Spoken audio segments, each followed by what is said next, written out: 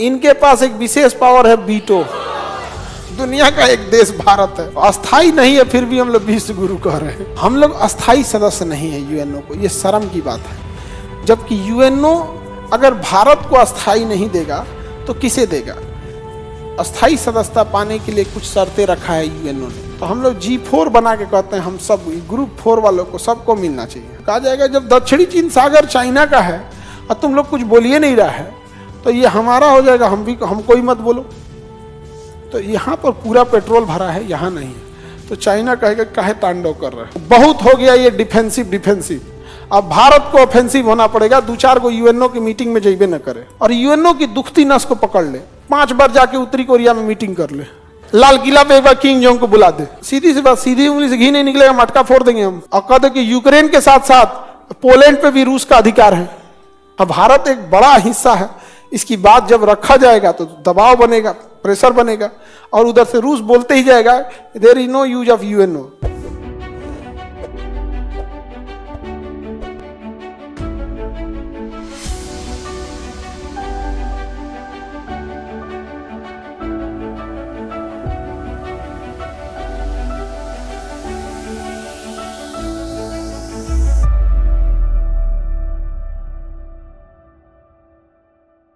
महासभा में कितने देश?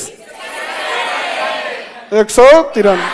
सुरक्षा परिषद में 15 के 15 अस्थाई हैं।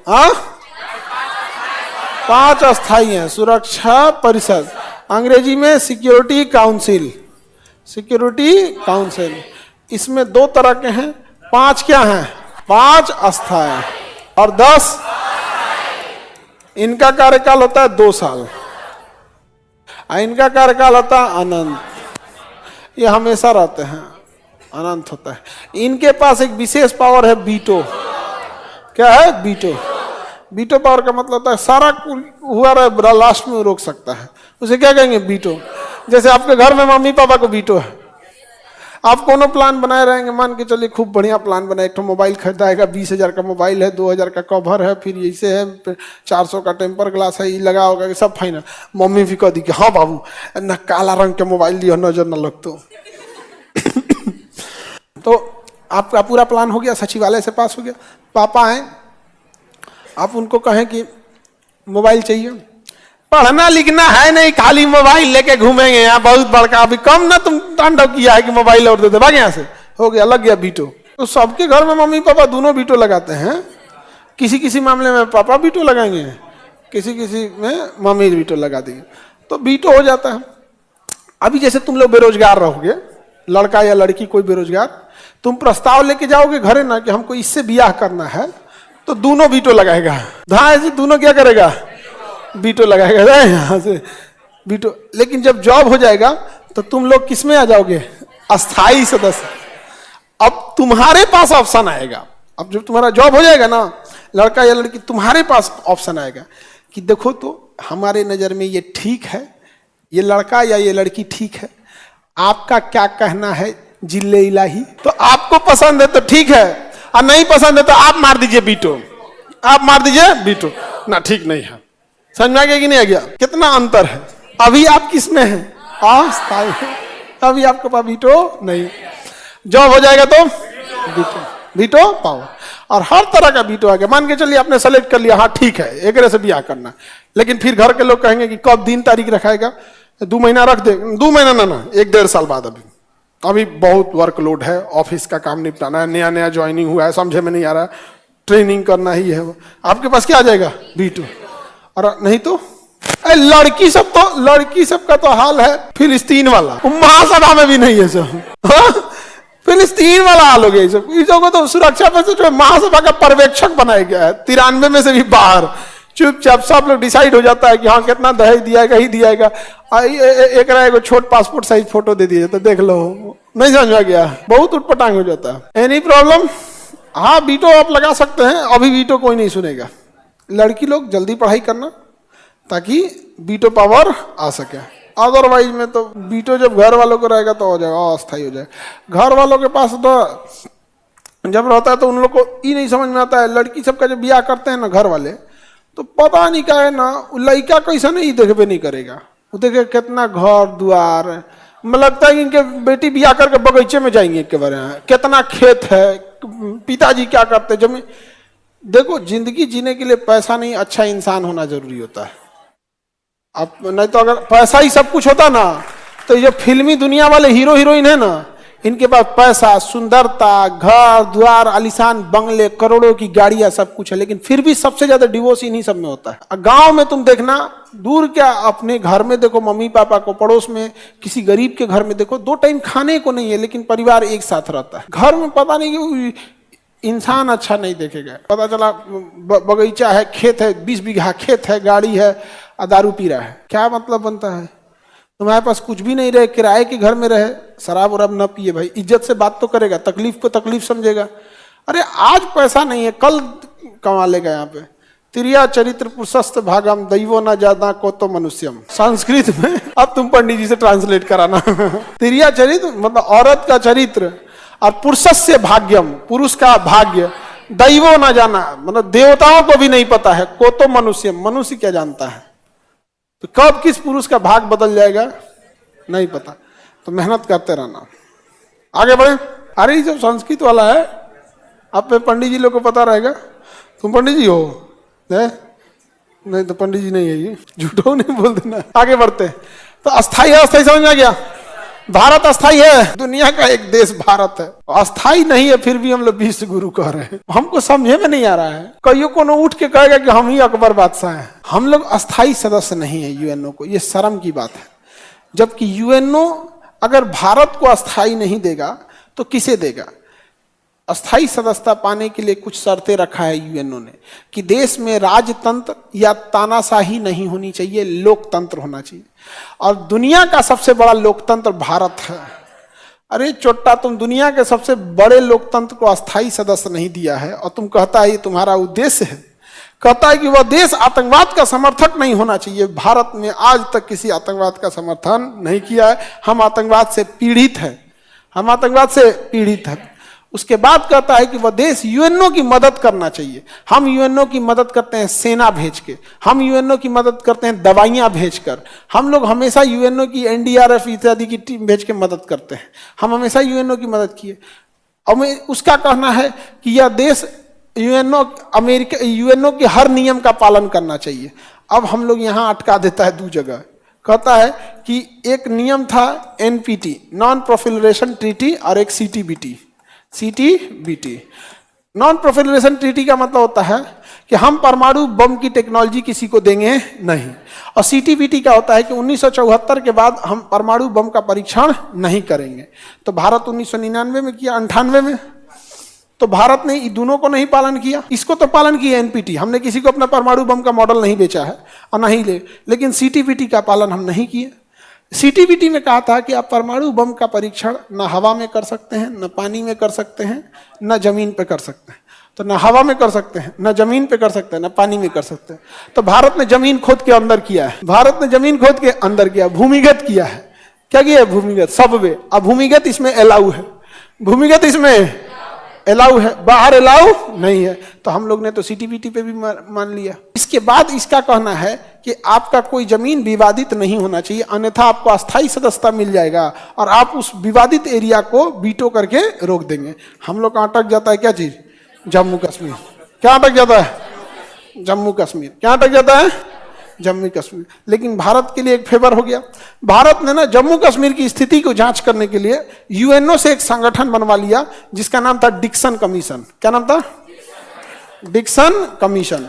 जैसे साइमन कमीशन था ना, वैसे डिक्सन कमीशन आया जम्मू कश्मीर की जांच करने के लिए, क्या मैटर है क्या नहीं है, पूरा जांच किया। उसके बाद रिपोर्ट दे दिया कि जम्मू कश्मीर का मामला एक क्षेत्रीय मामला है, इसे भारत और पाकिस्तान को आपस में बैठ के सुलझ करना चाहिए, इसमें यूएनओ की हस्तक्षेप की जरूरत नहीं है। और डिक्सन आयोग किसका था? यूएनओ का था। किसका था? यूएनओ। तो भारत कहता है कि जम्मू कश्मीर विवादित कैसे है? तुम्हारा ही डिक्सन आयोग ये कह रहा है कि यह अंतर्राष्ट्रीय मामला नहीं है, क्षेत्रीय मामला है, ये लोग सुलझा लेंगे, तो तुम बीच में क्यों आ रहे हो? तो हर बात किसके फेवर में आ गई है? भारत के फेवर में आ गई है कि हमें क्या मिलना चाहिए? वीटो मिलना चाहिए, अस्थाई सदस्यता मिलनी चाहिए, अस्थाई सदस्यता मिलनी चाहिए। भारत ये कहता है कि भैया हमको क्या चाहिए? अस्थाई सदस्यता मिलनी चाहिए। अब अस्थायी सदस्यता मिलने के लिए भारत कहता है कि नहीं, ब्राजील को भी मिलना चाहिए, साउथ अफ्रीका को भी मिलना चाहिए, भारत को भी मिलना चाहिए और जापान को भी मिलना चाहिए। किसको मिलना चाहिए? जापान। तो हम लोग G4 बना के कहते हैं हम सब ग्रुप 4 वालों को सबको मिलना चाहिए। समझ आ गया कि नहीं आ गया? अब सारा चीज तो अटक जाता है कि सपोज कीजिए कि सुरक्षा परिषद में वोटिंग हुआ कि किससे वीटो मिलेगा, किसमें? सुरक्षा परिषद में। सुरक्षा परिषद में तो इसमें कितने सदस्य हैं? 10 + 5 = 15। इनके रूठने ना रूठने से तो कोई फर्क नहीं पड़ता। मान के चलिए 10 के 10 राजी हो गए, लेकिन हई जो के पास पहले से वीटो है, अगर ई बैला किसी पे वीटो मार दिया तो सारे के सारे लोगों के सहमत होने के बावजूद हम लोग जा पाएंगे? हाँ, नहीं जा पाएंगे। तो हम लोग को अभी यूएनओ में सबसे बड़ा डर इस बात का है कि हम अपना प्रस्ताव लेके जाएं और कहीं वीटो मार के बाहर न कर दे, प्रस्ताव रोक देगा। अब समझिए, ब्राजील के मामले में ठीक है, ब्राजील को मिल जाए क्योंकि इस महाद्वीप में किसी के पास नहीं है। अफ्रीका को मिल जाए, दक्षिण अफ्रीका को, कि इस महाद्वीप में किसी को नहीं है, तो इन लोग को भी मिलना चाहिए। भारत को मिलना चाहिए क्योंकि हमारा अपना लॉजिक है। जापान को चाइना वीटो कर देगा, जापान को चाइना वीटो कर देगा, रूस भी वीटो कर देगा, क्योंकि दोनों में भयंकर दुश्मनी है। क्योंकि पूरी जापान में अमेरिका की फौज खड़ी है। परमाणु बम मारा था ना अमेरिका इसके ऊपर, तो जापान टूट गया था। वहां के लोग एकदम घबरा गए थे कि कौन मर जाएगा पता ही नहीं चले। जापान ने सरेंडर कर दिया, कहा कि अगर कोई देश मेरी सुरक्षा की जिम्मेदारी लेगा तो हम अपनी सेना ही खत्म कर देंगे। तो जापान ने अपनी सेना ही खत्म कर दिया, अमेरिका की सेना उसका सुरक्षा करती है। आज भी जापान की सड़कों पे यूएस आर्मी घूमती है और अमेरिका उसका पैसा लेता है। उस हिसाब से तो सोचा पूरी दुनिया का हम लोग सुरक्षा कर लें। मार वैकेंसी निकाल सेना की अग्निवीर भेज दे, पूरा दुनिया सुरक्षा कर। तो जापान को रोकेगा वीटो करके कौन? चाइना और रूस। चाइना और आगे बढ़े। अभी देखो यूरोप में 3 को वीटो है, फ्रांस के पास, ब्रिटेन के पास, रूस के पास। हाई महाद्वीप कौन सी है सब वो? तो हम लोग का सबसे बड़ा बाधा कौन बनेगा? हम लोग की सबसे बड़ी बाधा कौन बनेगा? चाइना का कहना है पाकिस्तान भी अस्थायी सदस्य बने। तो कोई बात नहीं, बना दो इसको, तो रूस वीटो कर देगा। बना दो, हम लोग तो कहेंगे हाँ बना दो, इसको वीटो कौन कर देगा? रूस कर देगा इसको वीटो। नहीं तो अमेरिका खुद वीटो कर देगा, कहेगा नहीं आतंकवादी वगैरह सब ये चला है यूएनओ में, वो अस्थायी रूप से तो दिक्कतें हो जाएगा। तो हम लोग को इससे मतलब नहीं है। लेकिन चाइना हम लोग को कभी वीटो करने नहीं देगा, क्योंकि चाइना के पॉलिटिशियन हमारे पॉलिटिशियन की तरह डरपोक नहीं है।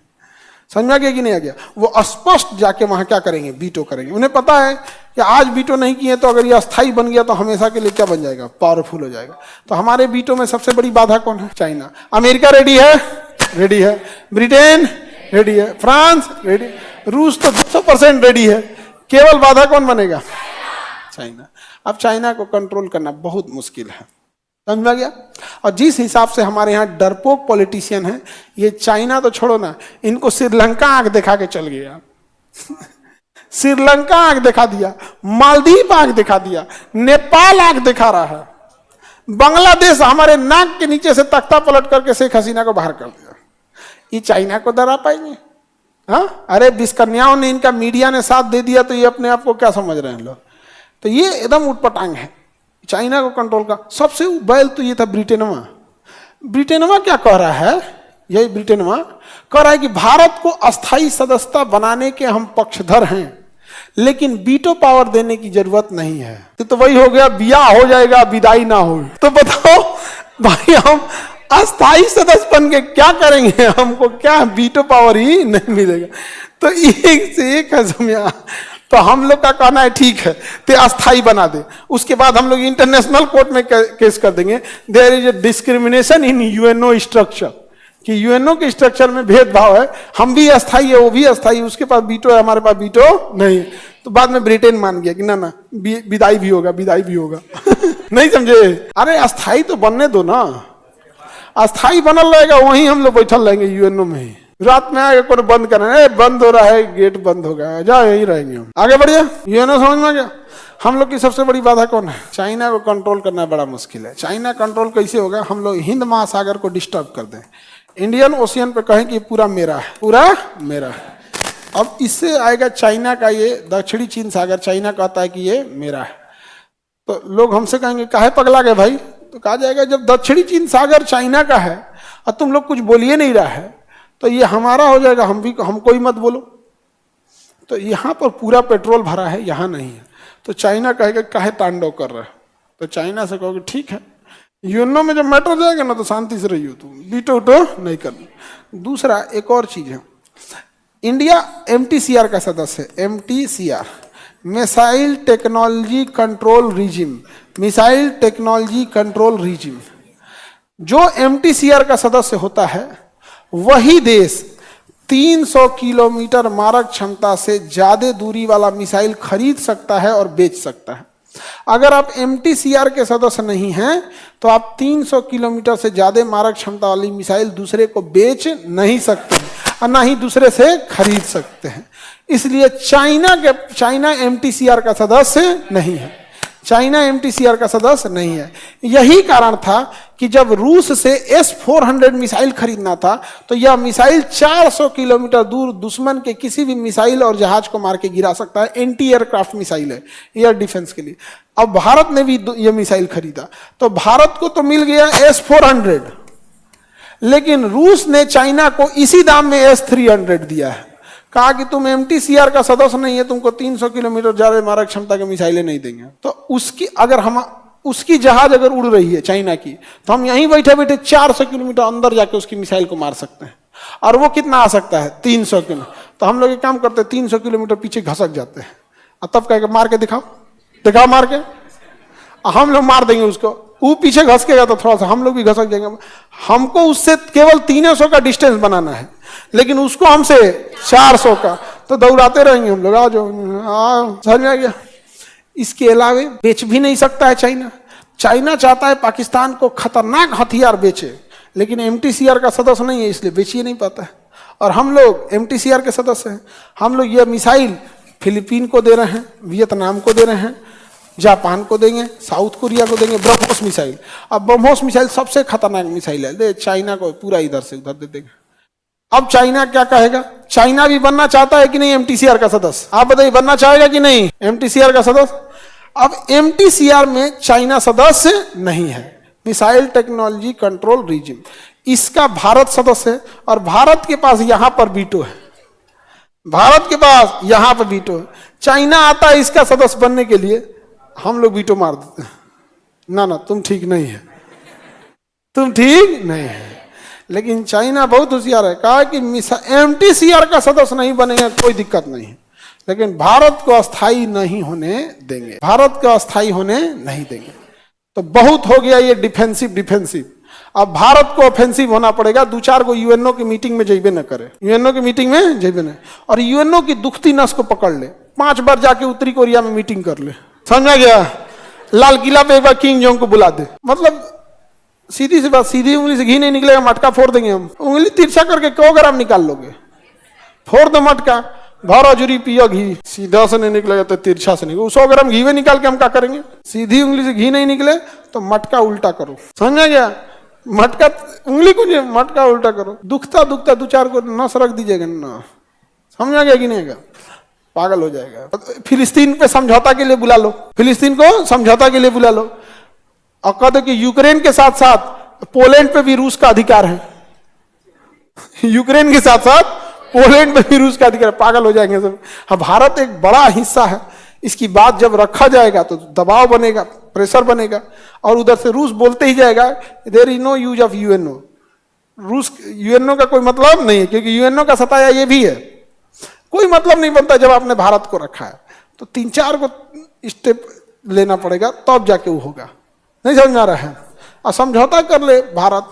जैसे ताइवान जो है ना, ताइवान ये एक जगह, ताइवान चाइना कहता है कि मेरा है, चाइना कहता है मेरा है, रूस से कहते कि भैया ठीक है, तुम हमको वीटो में विरोध मत करना, हम भी इसमें विरोध नहीं करेंगे, तुमको कब्जा करना है तो कर लेना। वैसे भी जिया लेगा इसको, वैसे भी कब्जा लेगा। हम लोग कौन सी अपन पीओ को तो छोड़ा ये नहीं पा रहे हैं, तो दूसरे की पंचायती करने जाएंगे। घर में आग लगा रहेंगे फायर ब्रिगेड के इंचार्ज। आगे बढ़े तो यूएनओ समझ में आ रहा है?